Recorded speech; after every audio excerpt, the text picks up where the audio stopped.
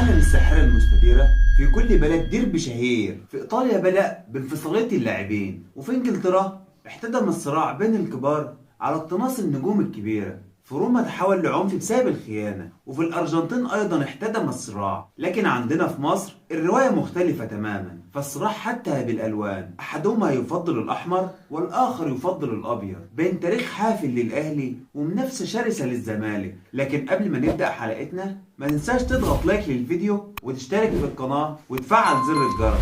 كرة القدم خلقت من أجل المتعة، ولن تتحقق المتعة إلا بوجود الجماهير، وعندما يسيطر التعصب الأعمى على عقول الجماهير تختفي المتعة وتفقد الرياضة قيمتها. اللي حصل النهاردة من جمهور الأهلي والزمالك غير مقبول شكلا وموضوعا. قبل بداية المباراة وأثناء الإحماء هتف الجماهير الأهلي ضد شيكابالا.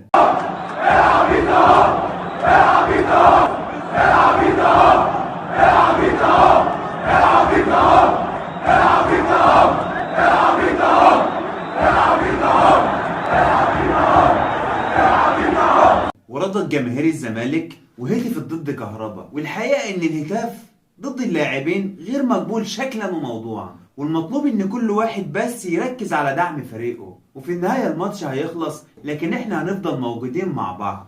خلونا نشجع فريقنا بحماس، خلونا نحس بمتعة من جديد، ونرجع للديربي قيمته وأثارته. لقاء الأهلي والزمالك يكاد يساوي لقاء برشلونة والريال. لقاء الأهلي والزمالك يتجاوز حدود التعصب، فاللقاء من أشهر دربيات العالم في كرة القدم، فهو الأكثر ندية في العالم العربي والأكثر حماسا وجنونا. حتى قالوا عن أن الكرة العربية نشأت مع تأسيس الفريقين، ومن البداية لم ينحصر تأثير الأهلي والزمالك على مصر بس، وأطلقت مسميات الأهلي والزمالك في عدة بلدان عربية. حتى الألوان لعبت دور كبير في الفريق المفضل من خارج البلاد، فجماهير الأهلي تفضل برشلونة على ريال مدريد، وجماهير الزمالك تفضل الريال. فهي ليست مباراة كرة قدم بين الفريقين. فمن أين بدأ الصراع؟ بدأ الصراع بين الأهلي والزمالك منذ التأسيس، لكن شرارة العداء كان لاعبا يلقب بأبو الكرة المصرية، حسين حجازي، أشهر لاعب في مصر والعالم العربي. لعب لنادي فولهام الإنجليزي في بداية القرن العشرين، وأصبح أول عربي وأفريقي يحترف في بريطانيا. وقرر حسين العودة للوطن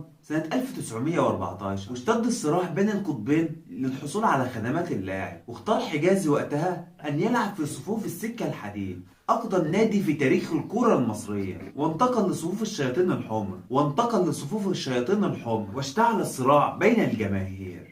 لعب حجازي في صفوف الأهلي موسمين بس، واتنقل بعدها لنادي الزمالك، وكان يسمى وقتها بنادي المختلط. وولد الانتقال عداء ومنافسة وخصومة بين الطرفين، وسمى جماهير الأهلي وقتها الموضوع بالخيانة. ولعب حجازي مع الزمالك وقتها 5 مواسم، لكن بعدها بيفضل العودة للأهلي من جديد بسبب نقل مقر نادي الزمالك. ولعب حجازي مع الأهلي مرة أخرى لمدة موسم واحد فقط، وكانت الزمالك على تهديد الهبوط من الدوري في هذا الموسم، وسجلت أسوأ نتائج على الإطلاق في تاريخها. وصلت الزمالك لاستعادة حجازي مرة تانية، ووافق حجازي للعودة للزمالك مرة تانية، وفضل حجازي مع الزمالك حتى نهاية مشواره الكروي سنة 1931. انتقال حجازي بين الطرفين ولد حالة من العداء وأسس للصراع الأزلي بين الفرقتين. وفي سنة 1933 اتفاجئت جماهير الأهلي بانتقال لاعب الأهلي عبد الكريم صقر لنادي الزمالك بعد 4 سنين لعبهم مع الفريق، وأدى هذا الانتقال لإعلان العداء الرسمي بين الأهلي والزمالك. الصراع كان بيكبر يوم بعد يوم، ومع إعلان الاتحاد الإفريقي الأهلي بنادي القرن الإفريقي في وقت سيطرت فيه الزمالك على الكرة في مصر وإفريقيا، ازداد غضب جماهير الزمالك واعتبروا التسمية باطلة. وقتها أصدر الاتحاد الإفريقي تقرير يوضح سبب التسمية، وإن السبب في اختيار الأهلي هو عدد نقاط الفريق وعدد مرات وصول الأهلي إلى ربع النهائي ونصف النهائي والنهائي الافريقي، وان التفوق بعدد البطولات وقتها ليس مقياسا. وعلى الرغم من خسارة الزمالك امام الاهلي في نهائي افريقيا واللي اطلق عليه نهائي القرن وقتها، وفاز الاهلي بهدفين مقابل هدف للزمالك، وتفوق الاهلي على الزمالك في عدد البطولات وحتى في عدد الانتصارات في المواجهات المباشرة، لا ينفي قوة العملاق الابيض نادي الزمالك، واللي بيصارع حتى الرمق الاخير. مباراة الاهلي والزمالك قد تكون مباراة عادية للبعض، لاعبون يجرون خلف الكرة، لكنها في الحقيقة صراع عمره أكثر من 100 سنة، ابتدى على إيد حجازي وزاد شرارته نهائي القرن. مباراة الأهلي والزمالك يصفها الحكام بمباراة الرعب، فلو أخطأ الحكم وارتدى أحد ألوان الفريقين فقد تكون نهايته على أرض الملعب.